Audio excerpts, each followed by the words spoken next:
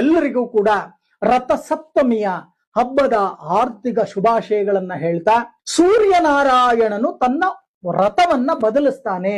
ತನ್ನ ರಥ ಅಂತಕ್ಕಂಥದ್ದು, ಆ ರಥವನ್ನ ಯಾಕೆ ಬದಲಿಸ್ತಾನೆ ಅಂತ ಅಂದ್ರೆ, ಈಗ ನೀವು ಹೇಗೆ ವೆಹಿಕಲ್ ಬದಲಾಯಿಸ್ತೀರೋ ಹಾಗೆ ಅವನದೂ ಕೂಡ ಭಗವಂತ ಸೂರ್ಯನಾರಾಯಣನ ಸ್ವರೂಪದಲ್ಲಿ ಆದಿತ್ಯ ಅಂತ ನಾವೇನು ಹೇಳ್ತೀವಿ, ಸಾರಥಿ ಆದಿತ್ಯ ಹೇಳ್ತಾನಂತೆ, ಈ ಒಂದು ರಥವನ್ನ ಓಡಿಸ್ಲಿಕ್ಕೆ ಆಗ್ತಾ ಇಲ್ಲ, ಸಪ್ತಾಶ್ವರಥ ಸೂರ್ಯನ ರಥ, ಸಪ್ತಾಶ್ವ ರಥವನ್ನ ಓಡಿಸ್ಲಿಕ್ಕೆ ಆಗ್ತಾ ಇಲ್ಲ, ಹೇ ಭಗವಂತ ಇದನ್ನ ಒಂಚೂರು ವ್ಯವಸ್ಥೆ ಮಾಡಿ ಬದಲಾಯಿಸಿ ಅಂತ ಹೇಳಿದಾಗ ಹೊಸ ರಥವನ್ನ ಏರ್ತಾನೆ ಅಂತಕ್ಕಂಥದ್ದು ನಮ್ಮ ಹಿಂದೂ ಸಂಪ್ರದಾಯದ ಸನಾತನ ಧರ್ಮದ ಪ್ರತೀಕ. ಬಹಳಷ್ಟು ವ್ಯಾಪಾರಸ್ಥರು ಒಂದು ಬಿಳಿ ಹೆಕ್ಕದ ಹೂವನ್ನ ಇಟ್ಕೊಂಡಿರ್ತಾರೆ ಅವರ ಸಾಮಗ್ರಿಗಳ ಮೇಲೆ. ಯಾಕೆಂದ್ರೆ ನಿರ್ವಿಘ್ನವಾಗಿ ನಮಗೆ ಸೂರ್ಯನಾರಾಯಣನ ಅನುಗ್ರಹ ಸಿಗಲಿ, ವ್ಯಾಪಾರ ವ್ಯವಹಾರ ಸುಗಮವಾಗಿ ನಮಗೆ ಪ್ರಾಪ್ತಿಯಾಗಲಿ ಅಂತಕ್ಕಂಥ ಒಂದು ವಿಚಾರ.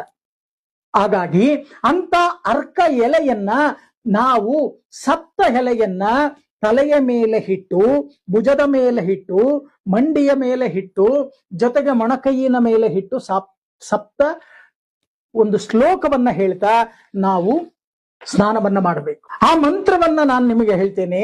ಸಪ್ತ ಸಪ್ತ ಮಹಾಸಪ್ತ ಸಪ್ತ ದ್ವೀಪ ವಸುಂದರ ಸಪ್ತಾರ್ಕ ಪರ್ಣಮಾದಾಯ ಸಪ್ತಮಿ ರಥ